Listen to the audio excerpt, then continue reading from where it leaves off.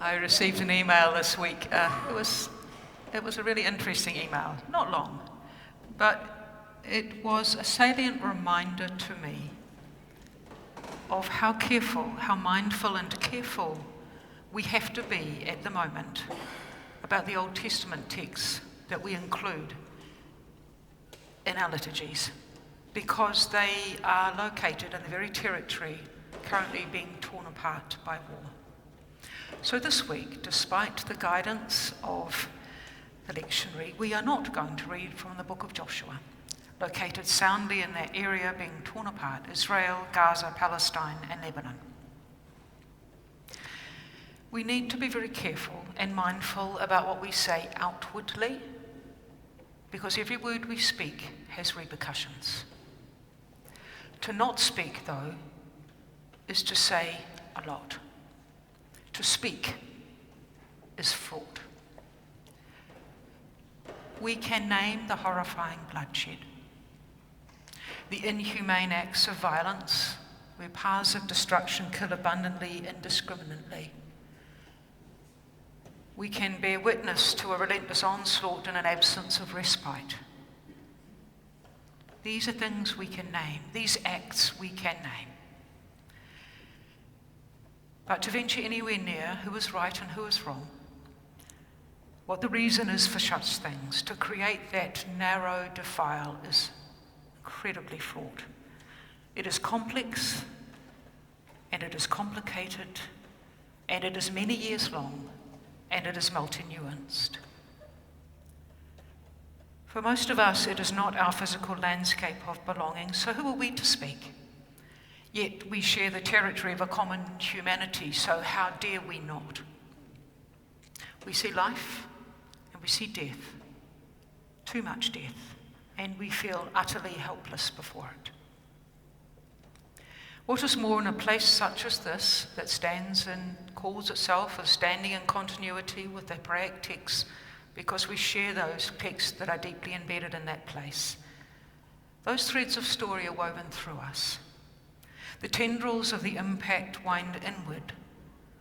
So we also need to be very careful and very mindful of what we receive and what we speak inwardly. How many of you were struck by that imagery in Amos? It seems to me it's an absolute inversion of our usual expectations.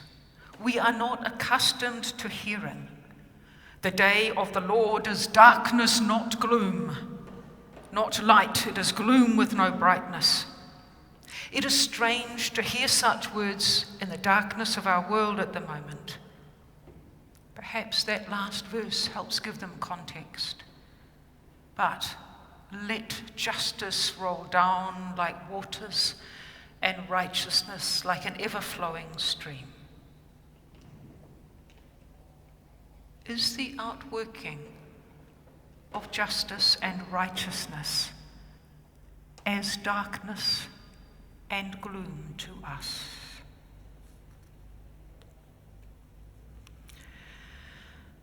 While I was on sabbatical, I had chance to read a book by an author called Trent Dalton.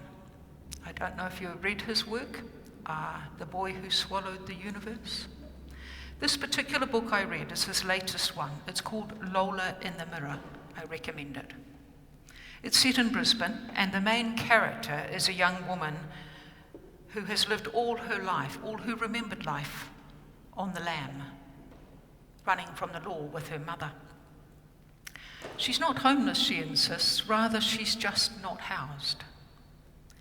She makes sense of her world through sketching, characterizing people and herself and the issues she faces and negotiates with imagery. There's a constant refrain throughout the book. She says, "You see the light in an image because of the darkness you draw. On a blank piece of paper, the light is formed from the shadows you make." As we look around our world and see much darkness and shadow, how are we letting that darkness shape the light that is the life of the world? How are we letting it shape us, our being as light to the world? Does it take the shape of justice and righteousness? To help pass the time when I was on sabbatical, on a aeroplane journey, I watched a movie called Sweet As, once again set in Australia. But this time it was Western Australia. It told the story of a small group of troubled teens who were taken from their dysfunctional situations, very different ones, for a week in the outback north of Perth. They travelled by bus. At the outset, as they climbed on the bus, every one of them had to drop their cell phone into the bucket. No cell phones were allowed. Partway through the first day, they stopped in the middle of nowhere for refreshments. One of the two leaders then gave each of them a camera, old school camera. Do you remember those that had a film you had to wind on? They actually had to be told what they were. They had no idea what they were. But the instruction was this: you have a camera, you have 20 shots. They're not like a cell phone, there's no deleting, and you only get 20 of them. The instructor told them, you get 20 shots, use them wisely. Look through the lens and decide what the story is you want your pictures to tell.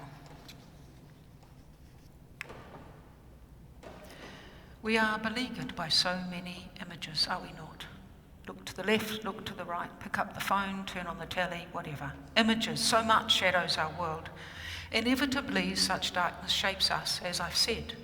Our call to be people of light invites us also to be discerning, to choose where and what and how we cast our gaze. For what we see and what we take into ourselves shapes us, and it shapes the story of what is possible in life as well. If we choose only to look for darkness, it will fill us. And because this is a sermon of stories, I have one more. You may have heard the story. It is attributed to the English Bishop Stephen Cottrell. He tells of two wood choppers who both were working in the woods one day. One of them works tirelessly all day, sweating through the heat of the day, never stopping for a break. The other one stops every hour for about 10 minutes before beginning again to chop wood. At the end of the day, they sit down together to reckon who's cut the most wood.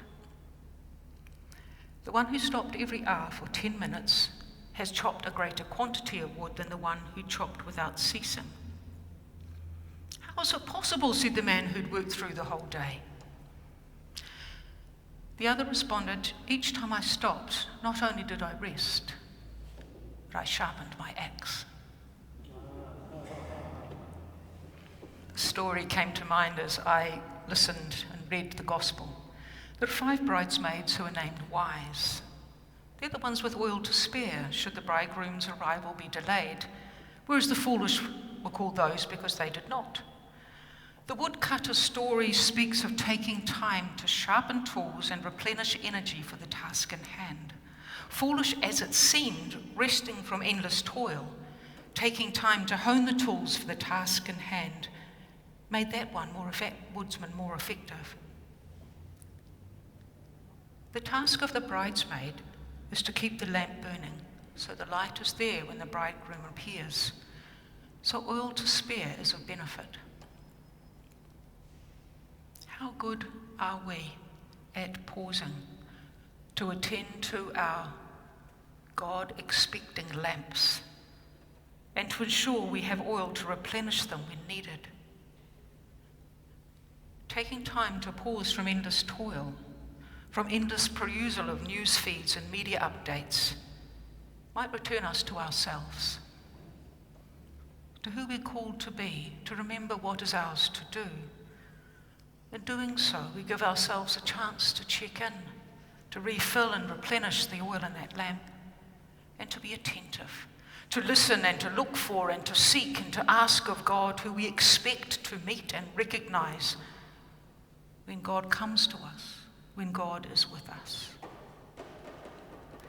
We may feel called to respond to the life of the world, to be light, and to work for justice and righteousness so it may flow down. But we are not responsible for the life of the whole world. It does not rest solely on our shoulders. It's really important to be mindful and careful of how we speak and treat and act outwardly, for we have impact and there is repercussion because we're deeply interconnected across our world. And we must extend such grace and generosity, mindful and careful compassion inwardly also. Repercussion and interconnection work both ways. For us to be people of light for the life of the world, we need to be nurtured as well as to nurture. For us to extend compassion, we must have experienced extending compassion to ourselves also. Unless we open ourselves to receive so that we may give, how can we be part of that justice to roll down like water and righteousness like an ever-flowing stream?